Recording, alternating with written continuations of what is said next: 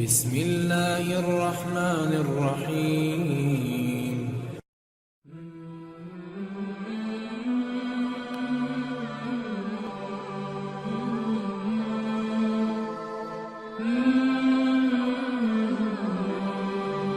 شروع اللہ کے بابرکت نام سے جو بڑا مہربان نہایت رحم کرنے والا ہے۔ ہسٹوریکل اسلامک نیٹ ورک کے دیکھنے والے معزز خواتین و حضرات، السلام علیکم۔ ناظرین، آج ہم آپ کو بتانے والے ہیں حضرت بہلول دانا رحمۃ اللہ علیہ اور ایک لڑکے کا واقعہ۔ حضرت بہلول فرماتے ہیں کہ میں ایک مرتبہ بصرہ کی ایک سڑک پر جا رہا تھا۔ راستے میں چند لڑکے اخروٹ سے کھیل رہے تھے اور ایک لڑکا ان کے قریب کھڑا رو رہا تھا۔ مجھے خیال ہوا کہ شاید اس لڑکے کے پاس اخروٹ نہیں ہیں، اس وجہ سے رو رہا ہے۔ میں نے اس کو کہا، بیٹا تجھے میں اخروٹ خرید دیتا ہوں، تو بھی ان کے ساتھ کھیل لے۔ اس نے میری طرف نگاہ اٹھائی اور کہا، ارے بیوقوف، کیا ہم کھیلنے کے لیے پیدا ہوئے ہیں؟ بہلول دانا کہتے ہیں کہ میں نے اس سے پوچھا کہ پھر کس کام کے لیے پیدا ہوئے ہیں؟ تو بچہ کہنے لگا، علم حاصل کرنے کے لیے اور اللہ کی عبادت کرنے کے لیے پیدا ہوئے ہیں۔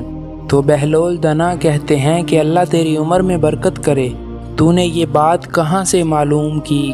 تو بچہ کہنے لگا کہ اللہ تعالیٰ کا ارشاد ہے، کیا تمہارا یہ گمان ہے کہ ہم نے تم کو یوں ہی بیکار پیدا کیا ہے اور ہمارے پاس نہیں لوٹائے جاؤ گے؟ تو بہلول دانا کہتے ہیں کہ میں نے کہا، بیٹا تو بڑا حکیم معلوم ہوتا ہے، مجھے کچھ نصیحت کر۔ اس نے 4 باتیں کہیں۔ وہ بچہ کہنے لگا کہ میں دیکھ رہا ہوں کہ دنیا ہر وقت چلا جاؤ میں ہے، یعنی ایک نہ ایک دن سب کو اس دنیا سے کوچ کر جانا ہے۔ دنیا ہر وقت چلنے کے لیے دامن اٹھائے قدم اور پنڈلی پر دوڑنے کے لیے تیار رہتی ہے، بس نہ تو دنیا کسی زندہ کے لیے باقی رہتی ہے اور نہ کوئی زندہ دنیا کے لیے باقی رہتا ہے۔ اور پھر بچہ بولا، بس او بیوقوف جو دنیا کے ساتھ دھوکے میں پڑا ہوا ہے، ذرا غور کر اور دنیا سے اپنے لیے کوئی آخرت میں کام آنے والی اعتماد کی چیز لے لے۔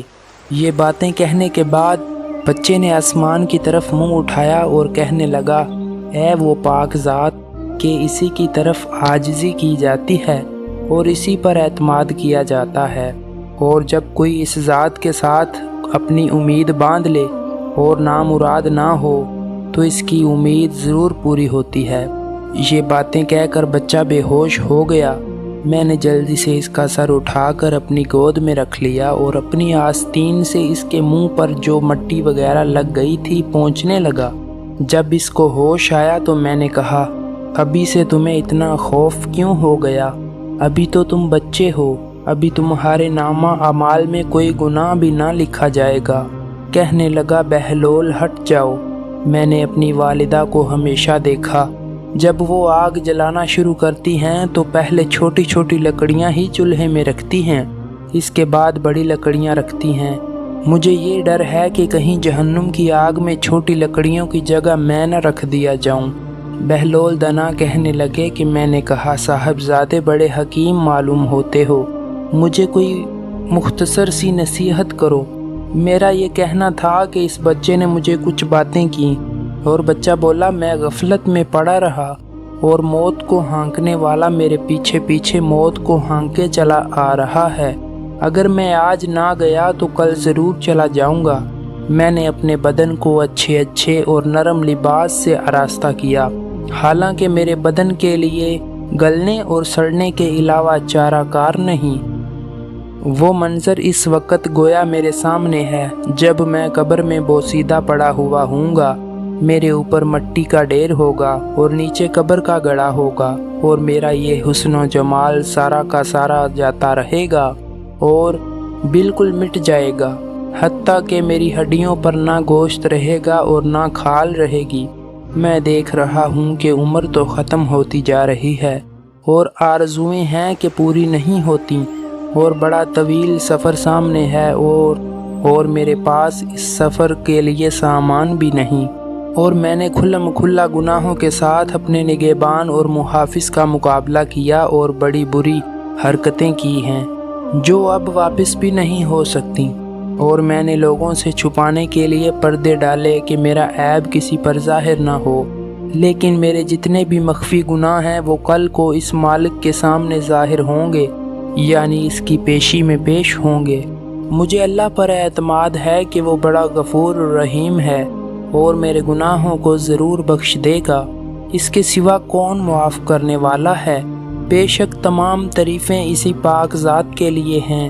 اگر موت کے اور مرنے کے بعد گلنے اور سڑنے کے سوا کوئی دوسری آفت نہ بھی ہوتی، اور میرے رب کی طرف سے جنت کا وعدہ اور دوزخ کی دھمکی نہ بھی ہوتی، تب بھی مرنے اور سڑنے ہی میں اس بات پر کافی تنبیہ موجود تھی کہ لہو لعاب سے اختراز کیا جاتا۔ اور اس کے بعد بچہ کہنے لگا کہ ہماری عقل زائل ہو گئی کہ ہمیں کسی بات سے عبرت حاصل نہیں ہوتی، بس اب اس کے سوا کوئی چارہ نہیں کہ کاش گناہوں کو بخشنے والا میری مغفرت کر دے۔ جب کسی غلام سے کوئی غلطی ہو جائے تو آقا ہی معاف کرتا ہے۔